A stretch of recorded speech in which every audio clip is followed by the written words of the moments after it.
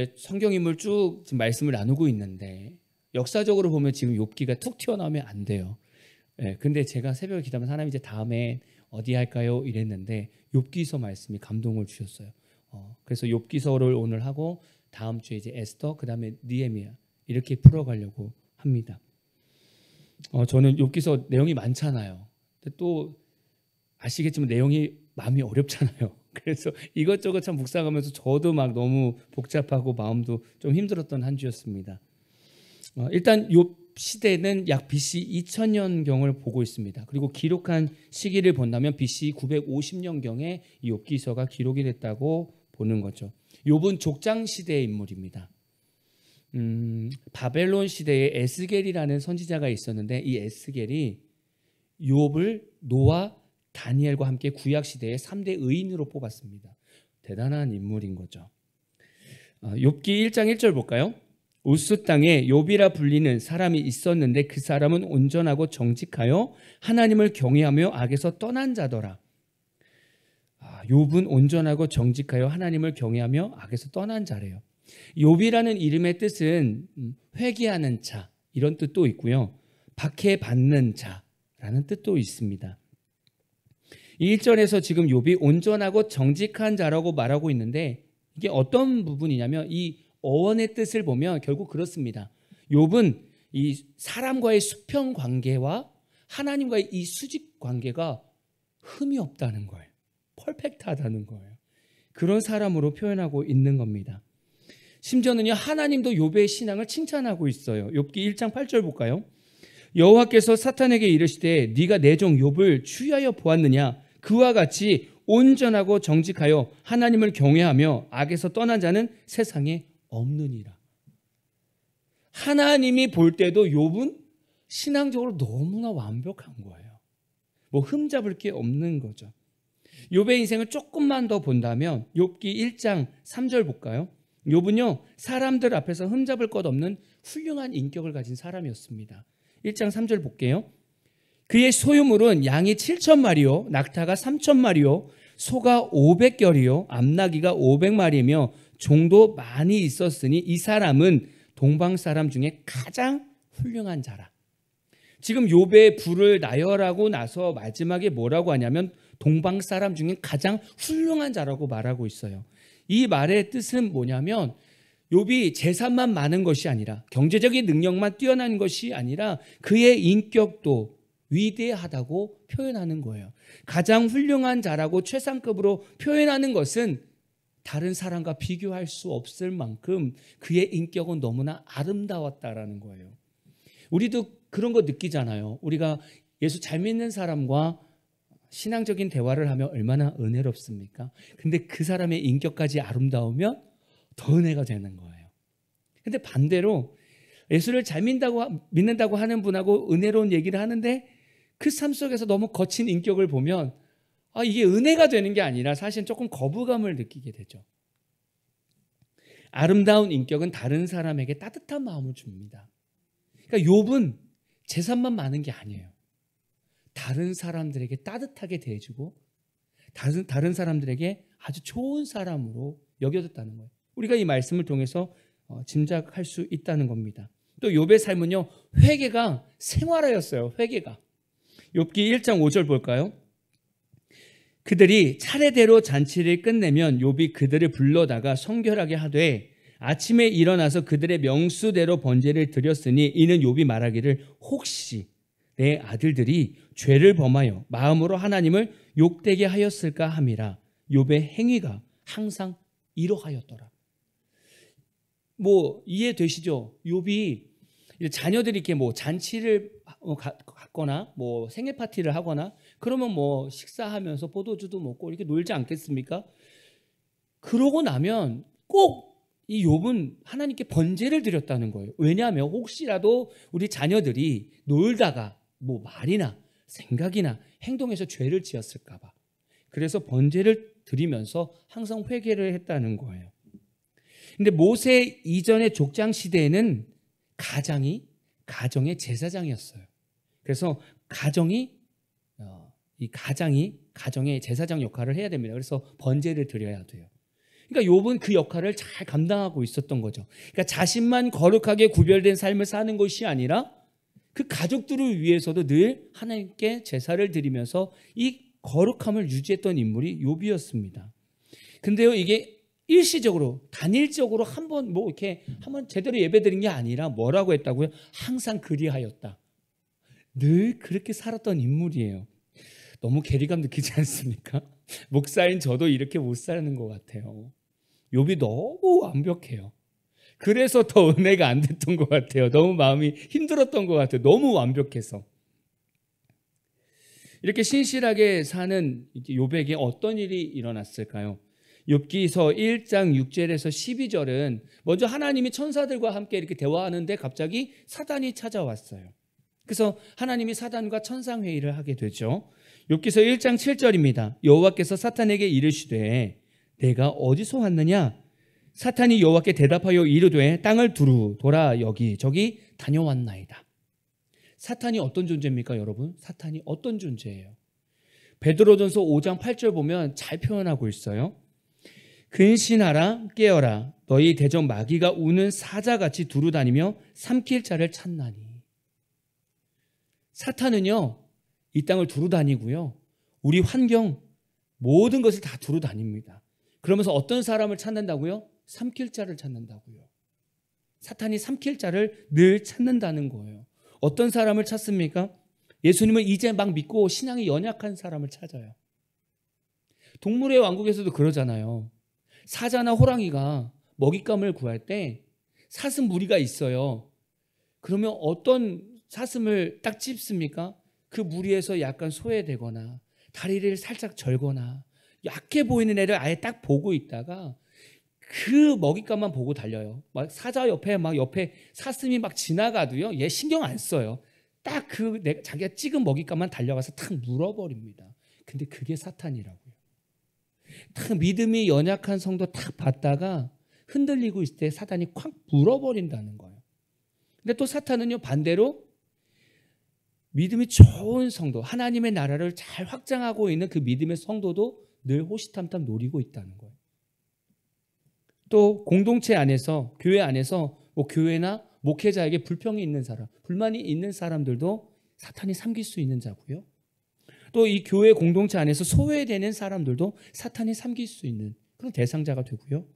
또 세상을 너무 좋아하는 성도도 사탄이 삼킬 수 있는 대상자가 됩니다. 사탄은요 우리가 약한 부분을 너무나 잘 알고 있어요. 인간의 본질을 너무나 잘 알고 있다는 거예요. 여러분의 머리로는 절대 이길 수 없다는 거죠. 사탄은 우리가 약해질 때까지 기다리는 거예요. 사슴이 무리에서 떨어질 때까지 기다리는 거예요. 사탄은요 우리가 약해지는 길을 만들기도 하고요. 사탄은 우리의 약한 부분을 건드려서 넘어지게도 만들어요. 그래서 삼켜버린다는 거죠. 그게 사탄의 역할입니다. 지금 욥에게 지금 사탄이 하나님께 나가서 지금 욥을 그렇게 지금 만들려고 하는 거잖아요. 하나님께서는 이 사탄에게 욥의 신앙에 대해서 어떻게 말해줍니까? 너무 신앙이 좋다는 거예요. 내가 이 땅을 다 봤지만 욥처럼 신앙이 좋은 사람을 내가 찾아보지 못했다라는 거예요. 하나님은요 우리의 신앙을 볼 때 어떻게 바라봅니까? 우리의 어떤 학벌이 좋고 안 좋고 차이로 보십니까? 우리가 물질이 많고 적음으로 우리의 신앙 깊이를 보십니까? 그렇지 않다는 거예요. 하나님은 우리의 신앙을 어떻게 바라보시냐면 우리의 마음의 중심이 어디에 있는가. 우리 지난주에 다니엘서 말씀 나눴잖아요. 뜻을 어디에다 정해놨는가. 하나님은 그걸로 우리의 신앙의 깊이를 보신다는 거예요. 근데요 사탄은요 다른 시선으로 지금 하나님께 말을 합니다. 욥기서 1장 9절에서 11절입니다. 우리 천천히 같이 읽어볼까요? 욥기서 1장 9절에서 11절입니다. 시작. 사탄이 여호와께 대답하여 이르되 욥이 어찌 까닭없이 하나님을 경외하리이까? 주께서 그와 그의 집과 그의 모든 소유물을 울타리로 두르심 때문이 아니니까. 주께서 그의 손으로 하는 바를 복되게 하사 그의 소유물이 땅에 넘치게 하셨음이니이다. 이제 주의 손을 펴서 그의 모든 소유물을 치소서. 그리하시면 틀림없이 주를 향하여 욕하지 않겠나이까. 와, 진짜 사탄 너무 얄밉지 않습니까? 사탄이 바라보는 욥의 모습은 뭔지 아십니까? 욥의 온전하고 정직한 신앙은 하나님의 복 때문이야. 욥의 경외함, 하나님을 경외하는 그 모습은 하나님께서 욥의 모든 일에 복을 주셔서 그렇게 할 수 있는 거야. 욥은 세상의 모든 부와 명예를 얻었기 때문에 하나님께 예배를 드리는 거야. 욥의 모든 것을 치면 욥의 믿음은 분명히 없어질 거야. 사단은 지금 욥을 그렇게 바라보고 있는 거예요. 사탄이 욥을 판단하는 시선은 결론적으로 뭐예요? 기복신앙입니다. 기복신앙으로 정죄하는 거예요. 여러분, 기복신앙이 뭡니까? 우리 그 말 되게 많이 듣잖아요. 기복신앙. 기복신앙이라는 것은 복을 기대하는, 즉 본인에게 득이 되는 복을 바라는 행태, 신앙 행태를 말합니다. 내가 열심히 하면, 내가 열심히 신앙생활하면 하나님이 복 주실 거예요. 이런 기대감을 갖는 게 기복신앙입니다. 여기서 복은 재물, 무병장수, 내세의 공덕, 자신의 번창같이 아주 인간의 지극히 인간적인 욕심이 복입니다. 많은 기독교인들이요, 하나님을 오해하는 것 중에 하나가 바로 이 기복신앙에서 벗어났을 때 하나님을 오해합니다. 예를 들어 볼까요? 만약에 내 자녀를 위해서 기도하는데 수능이 다가오는데 많은 부모들이 100일 기도를 합니다. 수능 100일 기도. 그런데 이런 거죠. 하나님, 내 자녀를 위해서 제가 수능 100일 기도를 했는데 어떻게 내 자녀가 이렇게 수능을 망칠 수가 있습니까? 하나님, 제가 교회에 얼마나 헌금을 많이 하고 얼마나 헌신했습니까? 근데 어떻게 이렇게 사업이 망할 수가 있어요? 하나님, 제가 새벽에 작정 기도를 얼마나 많이 했습니까? 내 남편을 위해서, 내 자녀를 위해서. 근데 어떻게 내 자녀가 이혼할 수 있습니까? 하나님, 저 예배 잘 드릴게요. 저 말씀 잘 읽을게요. 그러니 저 자매하고 결혼하게 해주세요. 진짜 이런 이유 많습니다. 이런 기도나 신앙의 자세가 기복신앙이 될 수 있다는 거예요. 내가 이렇게 할 테니 이렇게 해주세요. 내가 이렇게 쓰니까 하나님 이렇게 해주시겠지? 이게 기복신앙이라는 거예요. 우리 성도는 진짜 복의 개념을 알아야 되죠. 그래서 시편 1편을 보면 복에 대해서 얘기하고, 시편 1편 3절을 보면, 1편 3절을 보면 시냇가에 심은 나무에 대해서 표현하고 있잖아요. 그게 진짜 복이에요. 우리가 하나님께 심겨지고 하나님의 자녀가 되고 천국의 소망을 갖는 것 자체가 복이에요. 근데 우리 시선이 복이 좀 개념이 달라졌잖아요. 세상에서 잘 사는 게 복처럼 느껴진 거예요. 근데 우리는 그게 하나님 안에 있는 것이 복이라는 개념을 가져야 되는 거죠. 그러나 사탄은 지금 우리에게 이런 믿음의 시선이 아니라 기복신앙에 대한 시선을 바라보고 되는 거예요. 또 그렇게 믿음을 바라보게 만드는 겁니다. 하나님께서는 이 사탄이 말한 부분, 욥이 복받아서 그래요. 이 말에 하나님이 어떻게 대답했습니까? 욥기서 1장 12절. 여호와께서 사탄에게 이르시되 내가 그의 소유물을 다 내 손에 맡기노라. 다만 그의 몸에는 내 손을 대지 말지니라. 사탄이 곧 여호와 앞에서 물러가니라. 하나님께서는 사탄에게 허락한 거예요. 욥의 모든 것을 빼앗을 수 있는 권한을 줘버렸어요. 이제 사탄의 이 기복신앙적 시선이 우리에게 들어오면 어떻게 된다고요? 고난이 생겨요. 이거는 정말 이해가 안 되는 고난이에요. 이 고난은. 그리고 이 고난은 우리가 참된 신앙으로 하나님을 바라보고 있는가를 직시하게 만들어요. 너무 힘들게 만든다는 거죠. 하나님과 사탄의 이 천상회의로 욥의 삶이 어떻게 변했을까요? 이제 욥은 평상시처럼 똑같은 일상을 살아갔습니다. 시작하는 거예요. 하루를 시작하는 거예요. 아마도 이때는 맏형의 생일이었던 것 같아요. 모두가 다 기쁜 하루를 시작했습니다. 그런데 갑자기 사환이 한 명이 막 달려와요. 그러더니 욥, 스밧 사람이 갑자기 와서 소와 나귀를 빼앗고 칼로 종을 다 죽였습니다. 그래서 저만 살아서 지금 와서 보고 드리는 거예요. 갑자기 이게 무슨 날벼락입니까? 아니, 욥은 늘 내 삶 속에 죄 하나도 없도록 늘 번제로 예배를 드리며 회개하는 사람인데 갑자기 소와 나귀가 스밧 사람들에게 뺏겼으니까 그것만으로도 마음이 너무 무겁겠죠. 근데 이 말이 떨어지기 무섭게 또 한 사람이 막 달려오더니 욥, 하늘에서 하나님의 불이 하늘에서 떨어져가지고 양과 종들을 다 살라버렸다는 거예요. 이 하늘에서 불은 소돔과 고모라처럼 화산 폭발로 인해서 유황불이 떨어진 것을 묘사합니다. 근데 더 놀라운 건 그 당시에 이 하늘은 하나님의 영역이었었어요. 그래서 사탄이 이 화산을 폭파시켜서 유황불이 이렇게 하늘에서 떨어지게 만드는 표현을 해버린 거죠. 그래서 당시에 그 사람들이 그걸 보면서 하나님의 저주가 욥에게 임했다라고 표현을 해버린 거예요. 사탄이 그렇게 그려놓은 거예요. 그러니까 사람들이 볼 때 욥이 뭔가 잘못해서 지금 하나님의 심판을 받고 있다는 식으로 보여주게 된 거죠. 아니 이게 무슨 또 날벼락입니까? 가만히 살고 있다가 화산이 왜 터집니까? 이게 뭐 우리 삶으로 말하면 뭐 과실나무를 농사하고 있는 성도가 있는데 추수 바로 앞에 놔두고 태풍이 와가지고 다 떨어진 거예요. 다 망친 거죠.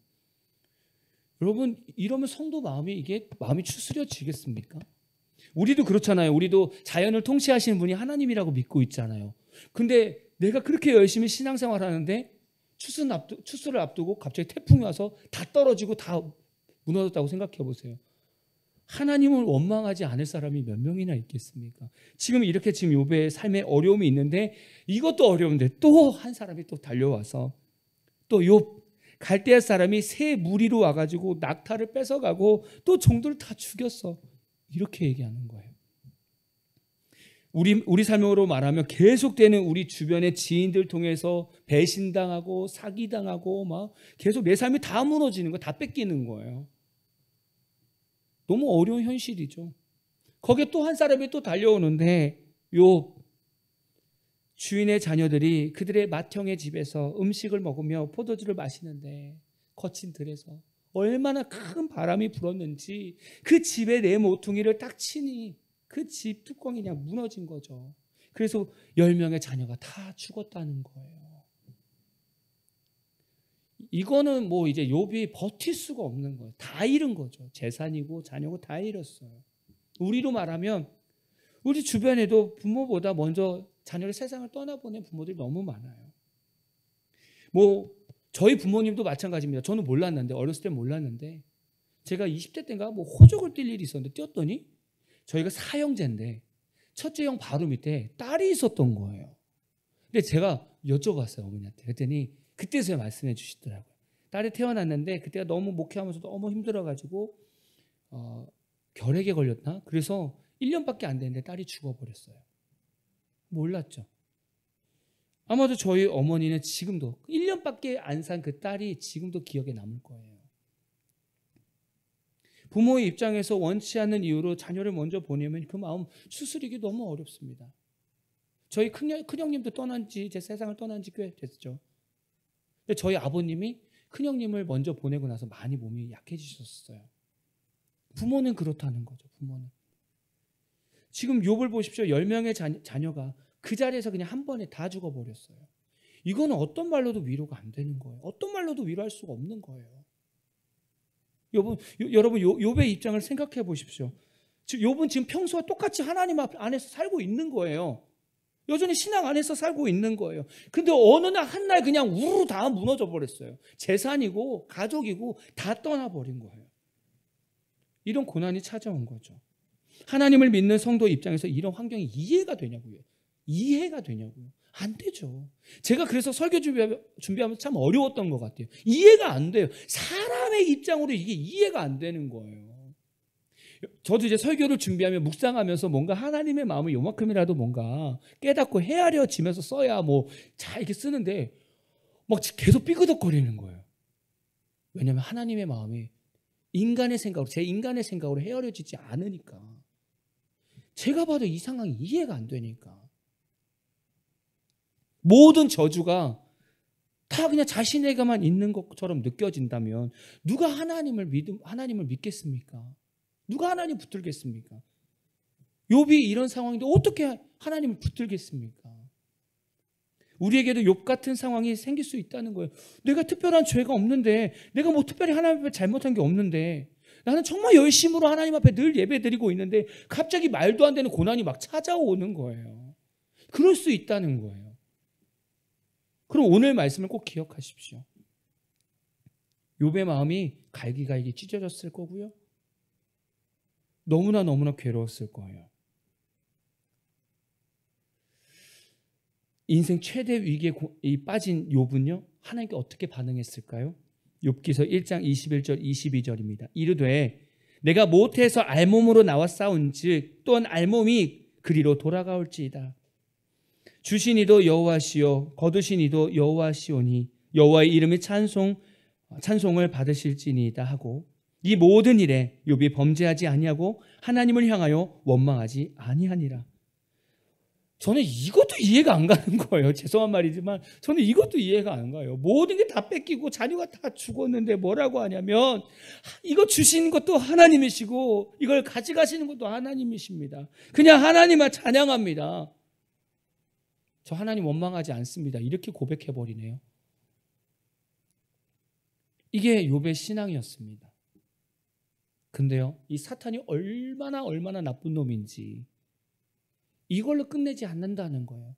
이 사탄의 계략이 끝나지 않았어요. 욥기 2장 4절에서 5절 볼까요? 현대인의 성경으로 보겠습니다. 가죽은 가죽으로 바꾸는 법입니다. 사람이 자기 생명을 구하기 위해서는 무엇이든지 포기할 것입니다. 이제 주의 손을 펴서 그의 살과 뼈를 한번 쳐보십시오. 그러면 당장 그가 정면으로 주를 저주할 것입니다. 지금 사탄이요, 하나님한테 또 요구하는 거예요. 하나님, 욥의 건강을 한번 쳐보세요. 100% 하나님 저주합니다. 지금 그렇게 또 얘기하는 거예요. 하나님은 그래서 이 사탄의 말을 듣고 그럼 욥의 생명만 건들지 마라. 그렇게 하고 또 사탄에게 허락을 해줍니다. 욥기서 2장 7절에서 8절 보겠습니다. 사탄이 이에 여호와 앞에서 물러가서 욥을 쳐서 그의 발바닥에서 정수리까지 종기가 나게 한지라. 욥이 제 가운데 앉아서 질그릇 조각을 가져다가 몸을 긁고 있더니. 이게 상상이 되십니까? 그려지십니까? 머리에 발끝부터 이 발바닥부터 정수리까지 막 온몸에 막성 종기가 나가지고 막 너무 근지러운 거예요. 근데 긁으면 너무 아파. 온몸이 고통스러운 거예요. 재산도 잃었는데 이제는 뭐 온몸까지 다 상하고 있어요. 여러분, 이런 삶이 우리에게 닥치면 우리 감당할까요? 막 가세가 기울어지고 있고요. 막 자녀들도 막 너무 힘든데 심지어 내 몸까지 막 예를 들면 말기암인 거예요. 여기서 하나님을 어떻게 찾습니까? 제정신으로 정말 우리가 하나님을 찾을 수 있을까요? 지금 욥의 편은 아무도 없는 것 같아요. 그렇게 신실하게 믿었던 하나님조차도 욥의 입장에서는 하나님은 내 편 아닌 것 같아. 그렇게 느낄 수 있는 상황인 거죠. 지금 욥이 가장 고통스러운 가운데 이 상황에 욥의 세 친구가 찾아옵니다. 그래서 욥을 위로해 주려고 해요. 대만 사람 엘리바스, 수아 사람 빌닷, 나아마 사람 소발이 있습니다. 엘리바스는 이 세 친구 중에 가장 나이가 많은 사람으로 추정합니다. 3번의 권면을 해요. 엘리바스가 욥한테 3번의 권면을 하는데 그 중심 내용이 뭐냐면 욥의 고난이 죄로 인해 생겨났다고 질책하면서 욥에게 하나님과 화해하라고 촉구합니다. 수아 사람 빌닷은요, 그의 이름은 논쟁의 아들이에요. 그 이름의 뜻답게 욥과 논쟁을 합니다. 그 논쟁의 내용이 뭐냐면 욥의 고난이 죄 때문이라고 주장하는 거예요. 너 죄야, 너 죄 때문에 그래, 너. 이렇게 논쟁하는 거예요. 나아마 사람 소바는요, 이름의 뜻이 지저귀는 새예요. 욥 옆에서 얼마나 지적이겠습니까? 그는 욥의 고난이 죄의 결과라고 주장하며 회개하라는 거예요. 그러니까 친구들의 말을 정리해 보면 욥은 어떤 죄로 인해 그냥 그 어떤 죄로 인해서 고난이 왔거나 아니면 직접적인 죄 때문에 고난이 왔거나 아니면 죄의 결과로 인과응보적 어떤 결과로 그렇게 고난이 왔으니 회개하라는 거예요. 와, 이게 너무 이 조언이 이 권면이 너무 힘들지 않습니까? 이 말을 듣는 욥은 도대체 얘네들은 나를 위로하러 온 거야, 나를 더 힘들게 하러 온 거야, 이렇게 생각하지 않겠습니까? 근데 우리 교회에서도 이런 말을 많이 들어요. 사실 좀 신앙의 연륜이 있고 신앙이 좋다 하는 분들이 이렇게 신앙이 좀 여린 사람들한테 이렇게 말을 할 때 사실은 좀 이런 조언을 많이 합니다. 이런 권면을 좀 해요. 뭐 예를 들면 자식이 갑자기 아픈 집사님이 계신데 그분한테 조언하는 게 이런 거예요. 집사님, 지난번에 내가 교회 학교 교사 하라고 할 때 집사님이 안 했잖아. 교회 헌신을 하지 않으니까 자식이 아픈 거야. 진짜 실제로 이렇게 얘기한다니까요. 갑자기 사업이 막 어려워져서 무너지고 있어요. 근데 거기다 대고 이렇게 조언하는 거예요. 집사님, 요즘 예배 자주 빠졌잖아. 예배 빠져서 사업이 망하고 있는 거예요. 내 건강에 갑자기 사형 선고를 받았어요. 그랬더니 옆에서 조언하는 게, 집사님 그동안 기도 안 했구나. 기도 생활 안 하니까 그렇게 사형 선고 받지. 여러분, 이게 권면이고 조언입니까? 만약에 그 성도의 고난이 오늘 욥과 같은 고난이라고 한다면 이 조언은 다 헛된 조언인 거예요. 하나님과 상관없는 조언인 거예요. 하나님의 뜻, 하나님의 마음이 하나도 없는 조언인 거예요. 나중에 하나님 앞에 이 세 친구들은 혼나게 되죠. 우리가 그렇게 생활한다고요. 그래서 우리가 남들의 아픔을 쉽게 말할 수 없는 거예요. 남들의 고난을 보고 우리가 쉽게 판단할 수 없는 거예요. 우리 삶 속에서도 이 욥의 고난 중에 하나만 와도 사실은 너무 어렵습니다. 근데 욥의 이 모든 고난을 우리가 당한다? 저조차도 사실은 내가 하나님 끝까지 붙들 수 있을까라는 자신감이 있을까라는 생각을 해보게 돼요.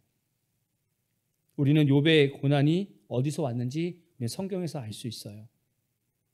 욥의 죄 때문에 그렇습니까? 아니에요. 욥의 삶에 예배가 부족해서 그렇습니까? 아니란 말이죠. 욥의 삶에 기도가 부족해서 그렇습니까? 그렇지 않다는 거예요. 욥의 고난의 원인은 그저 사탄의 계략으로 욥의 신앙을 달아보는 거예요. 과연 하나님이 주신 재물이 사라졌을 때 욥은 진짜 하나님을 경외하는가?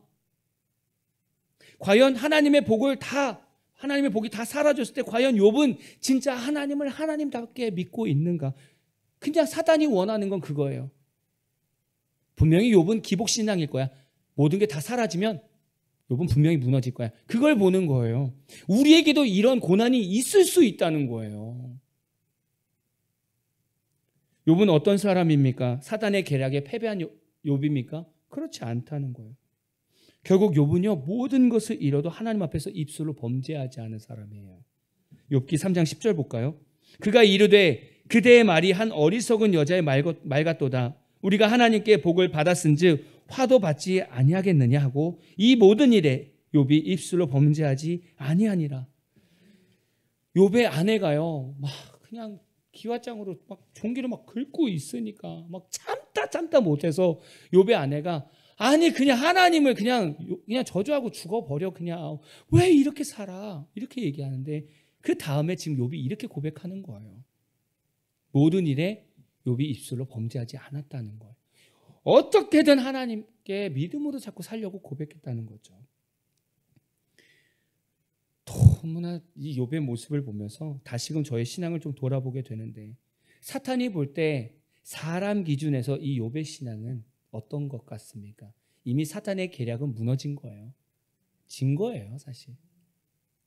모든 고난과 아내의 저주와 새 친구들의 이 죄의 정죄 가운데 빠져있는 욥에게 하나님은 찾아오셔서 하나님 자신의 절대적인 전능함을 말씀해 주세요.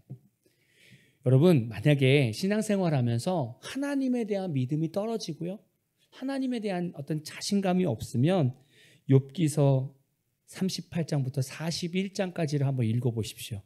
하나님이 적나라하게 자기 자신을 나열하고 있습니다. 거기 하나님께서 질문하는 것들이 여러분이 대답할 수 있는가 한번 보십시오.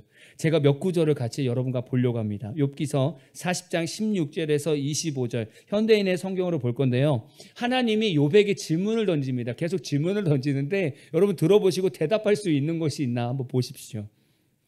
네가 바다 근원에 들어가 보았느냐? 네가 바다 밑바닥을 걸어 다녀 보았느냐? 죽음의 문이 너에게 나타난 적이 있으며 네가 사망의 그늘진 문을 본 적이 있느냐? 땅이 얼마나 넓은지 네가 이해할 수 있겠느냐? 네가 알면 나에게 말해보아라. 빛은 어디서 오며 어둠의 근원은 무엇인지 네가 알고 있느냐?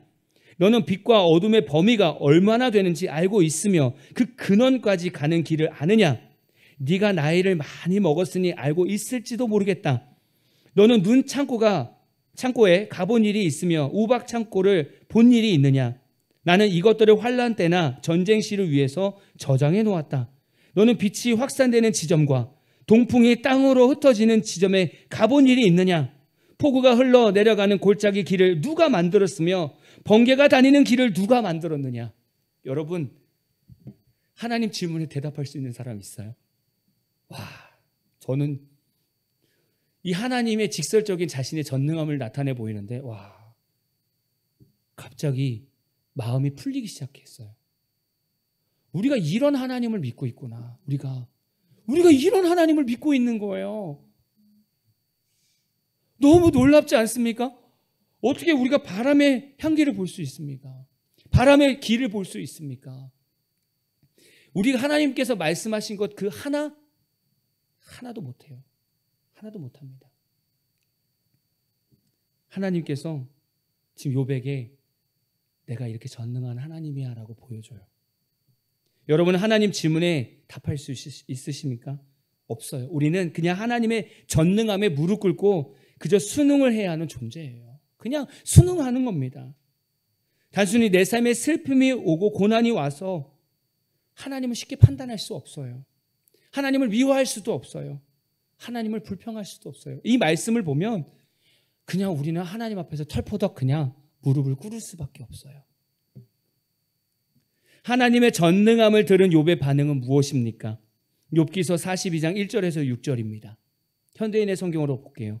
그때 욥이 여호와께 이렇게 대답하였다. 주께서는 무슨 일이든지 다 하실 수 있는 분이시므로 주의 계획은 그 어느 것도 좌절될 수 없다는 것을 나는 압니다. 무식한 말로 주의 뜻을 흐리게 하는 자가 누구겠습니까? 바로 나입니다. 내가 이해할 수 없는 말을 하였고 너무 신기하여 내가 알 수도 없는 말을 하였습니다. 주께서는 저에게 이제 너는 들으라. 내가 말하겠다. 내가 너에게 물을 테니 너는 나에게 대답하라고 말씀하셨습니다.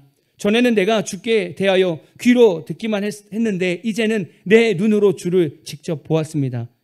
그래서 내가 말한 모든 것을 부끄럽게 여기며 티끌과 제 가운데서 회개합니다.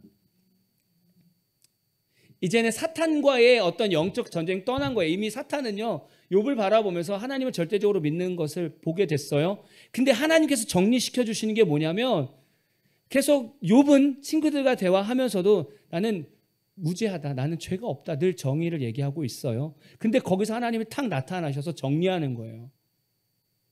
네가 나를 알아? 네가 나의 능력을 알아? 그냥 인간은 그냥 내 앞에서 그냥 무릎 꿇고 그냥 순응하는 거야.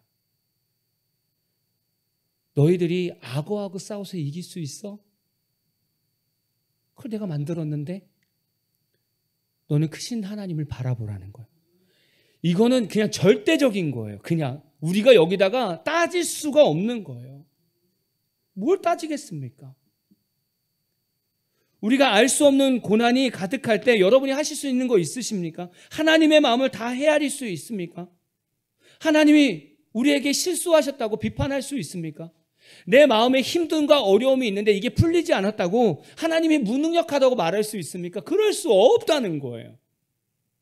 우리가 이해가 되지 않고 알 수 없는 고난이 연속이 있다면, 계속되고 있다면 그저 하나님 앞에, 그저 그냥 하나님 능력 앞에 우리 무릎 꿇고요. 하나님, 저는 무능한 자입니다. 하나님, 저에게 긍휼을 베풀어 주옵소서, 위로해 주옵소서라고 그냥 기도하는 것이 답니다.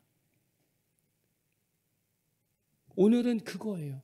우리가 신앙생활하면서 여러분, 우리가 가끔 하나님께 막 따져요. 이거 왜 안 해주세요? 왜 이러셨습니까? 라고 따지는데 거기에 하나님은 똑같이 말씀하실 거예요. 너는 동풍이 어디서 흩어지는지 너 대답할 수 있어? 이것만 이해해도 내 마음을 헤아리겠지. 근데 너 모르잖아. 그 얘기는 뭐냐면 네가 나의 넓은 마음을 어떻게 알아? 큰 생각을 어떻게 알아? 한마디로 내가 너에게 악한 길을 인도하며 괴로운 길을 인도하겠니? 힘든 길을 인도하겠니? 나는 너의 하나님이야. 그걸 인정하고 믿는 게 우리의 신앙의 스타트입니다. 시작입니다. 이 얘기는요, 정말 절대적으로 순수하게 하나님만 바라보란 얘기예요. 거기에는 어떤 계산도 없는 거예요. 어떤 판단도 없는 거예요. 지금 하나님은 욥에게, 그 신실한 욥에게 다시 한번 하나님과 욥의 관계를 정리해 주시는 거예요. 네가 믿는 하나님 엄청난 하나님이야. 전지전능한 하나님이야. 그래서 욥이 다 망했습니까? 결론은 다시 10명의 자녀도 주고 복도 2배의 복을 더해 주셨어요. 여러분 삶에 이유 없는 정말 힘든 고난이 올 수 있습니다. 때로는 그게 여러분 죄 때문에 아니요, 그렇지 않아요. 그냥 사탄이 여러분의 신앙을 다른 거예요. 달아보는 거예요. 기복신앙으로 열심히 예수 믿는 거야. 달아보는 거예요. 거기서 하나님만 바라보시는 저와 여러분 되기를 진심으로 축복하고 이번 한 주간 살아가면서 그냥 이 하나님, 정말 전 우주를 통치하시는 이 하나님 앞에 집중할 수 있는 저와 여러분 되기를 진심으로 축복합니다.